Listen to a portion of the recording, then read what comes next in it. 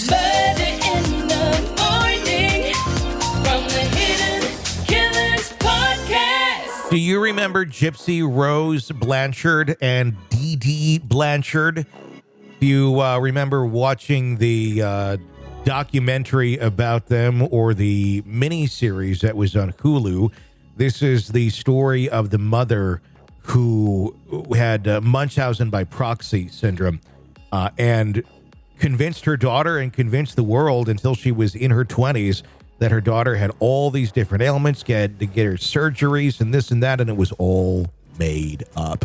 Eventually, Gypsy and her boyfriend snapped and killed her mom, but I would say, honestly, very rightfully so. Yeah, thank you for going in that direction. Dee Dee I wasn't Blanchard, sure which way you were going to go. Dee Dee Blanchard was a horrible human being who deserves to not live and breathe air because she was a horribly cruel mother to her daughter. Well, I think, honestly, natural selection did its thing. And she didn't die naturally, but I think people, when they get fed up and they're abused so far, you're going to get this sort of reaction. And that's exactly what happened. In a recent announcement from the Missouri Department of Corrections, as reported by Ozarks First and the Springfield News-Leader, Gypsy Rose Blanchard, previously convicted for her part in her mother's murder, has been granted parole. She's scheduled for release December 28th of 2023. Gypsy will have completed nearly 85% of her decade-long sentence by then. This case has remained in the public's consciousness not just due to its chilling nature, but also because of its portrayals in multiple documentaries and series. We'll go back to July of 2016. Gypsy, who's now 32, admitted her guilt in a harrowing killing of her mother, Clauddine Dee Dee Blanchard. The judicial system handed down a 10-year prison term. Before this, Gypsy had also spent some time in Greene County Jail, which is credited towards her overall prison time. The backdrop to this disturbing case, in case you don't remember it, and I highly recommend the documentaries and the drama. It's all very, very interesting. Dee Dee Blanchard's lifeless body was discovered in June of 2015, leading authorities to swiftly charge both Gypsy and her then-boyfriend, Nick Gajian, with first-degree murder. As investigations progressed, a disturbing narrative surfaced. Dee Dee had manipulated everyone from family members to friends and the wider community into believing that her daughter was a terminally ill teenager with a cognitive capability of a 7-year-old, battling multiple diseases, including muscular dystrophy and leukemia. Adding to the twisted tale, Gypsy recounted that her mother silenced her during medical consultations, issuing warnings that escape attempts would be futile as law enforcement wouldn't credit her accounts. Reflecting on her turbulent past in the 2018 documentary Gypsy's Revenge, Gypsy divulged, "I couldn't just jump out of a wheelchair because I was afraid and I didn't know what my mother would do. I didn't have anyone to trust." After her sentencing in 2016, she confided in Dr. Phil McGraw, "I don't believe I deserve as many years as I got. I believe firmly that murder is not okay, but I also understand why it happened, and I don't believe that I'm in the right place to get the help that I need." Her boyfriend, Goat John, also 32, faced a different fate in 2019, reported by KY3 and KOAM that his life sentence without the parole possibility is what he's currently dealing with. This stemmed from his indisputable role in the 2015 stabbing.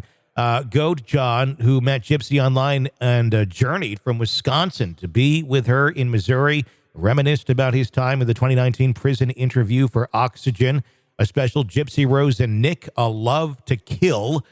Several of these I've never seen. Those 5 days were the most intense, magical, and awe-inspiring days I've ever had, he claimed.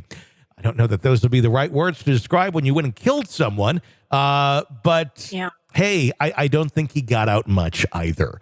And I think he has a ridiculously low IQ and probably should not be in jail for the rest of his life. I think he was doing what he thought was right and honestly saving probably Gypsy Rose's life. However, the relationship between Blanchard and Go John has since fizzled out. People magazine was informed by a close family friend in April 2019 that Gypsy had found new love, becoming engaged to a man she got to know while incarcerated. That's got to be an interesting one. Boy. If you want to go back to the original doc, HBO is where it is. Mommy, Dead, and Dearest. It was the inspiration for Hulu's miniseries, The Act. And as you heard, there's plenty other out there that I now am going to Google after this because I'd like to see them as well. But yes, finally, she is getting out. I think that's good. And I hope she's able to get the mental health help that she needs. I have no idea what she's been getting in prison, but this is someone who should have been getting that mental health help immediately because she was a victim of extreme abuse. And I disagree that she should have ever been locked up to begin with. Yeah, I agree with that as well. And I think I've shared kind of my twisted and weird background a couple of times. I didn't undergo a ton of abuse from my dad, but my brothers did. Mm-hmm. And I will never forget, there was one evening where we were down in our basement. My dad had just hit me. And I was like 5 or 6 at the time, the only girl in the family. And my dad used to beat the living shit out of my brothers. And I saw it all the time, but he never touched me. One day he did. He hauled off and hit me. And that was a bridge too far for my brothers. We were down in the basement plotting to kill my dad. And I think unless you've been in that kind of situation, it's really hard to understand. You know, you might want to look at somebody as cold-blooded killers, things like that. I can relate to the Menendez brothers like nobody's business. Yeah. You know, just if you're exposed to things like that and nobody will step in, like my aunts and uncles and cousins, they all saw what a shit person my dad was. Nobody fucking did anything. Mm-hmm. So when things get really bad, at some point you kind of snap and go, nobody's going to save us but us. Well, so we need to do something. It's survival is what it is. Yep. And then when people start, well, there's other, sometimes there's just not. Sometimes there wasn't. Yeah. We were in school. We had neighbors. We had family members. We had members of religious organizations who also saw what a fucknut my dad was. Nobody did a fucking thing in Aberdeen, South Dakota. I'm just going to say that. They all saw it. Nobody did anything. So for us to be down in the basement plotting to kill my dad, that was the only thing that we thought we had possible at our disposal. We never did it, obviously.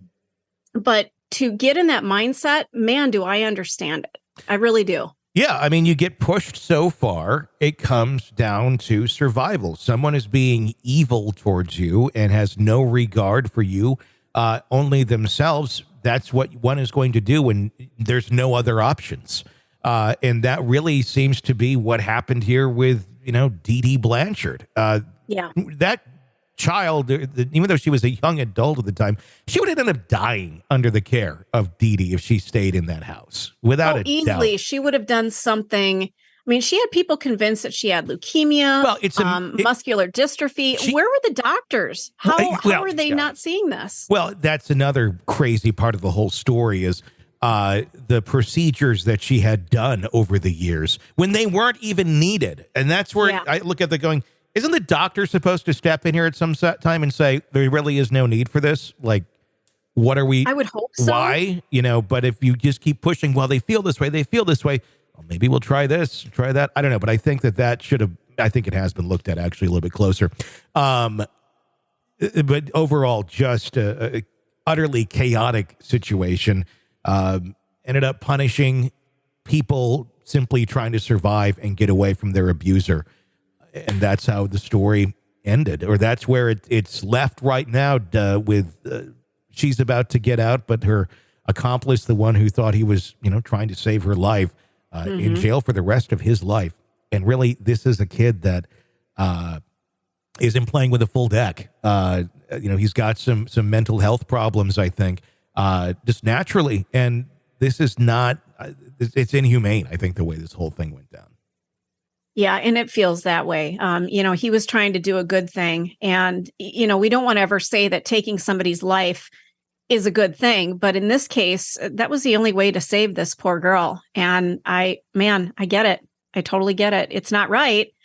But the way she was living wasn't right either. You're Nobody locked into stepped the in. Hidden Killers podcast. Want more? Start binging on all of our true crime podcasts right now through Apple Podcasts and get an ad-free experience when you sign up to be a True Crime Today Premium Plus member exclusively on Apple Podcasts. More of the Hidden Killers podcast dropping soon. Press subscribe now.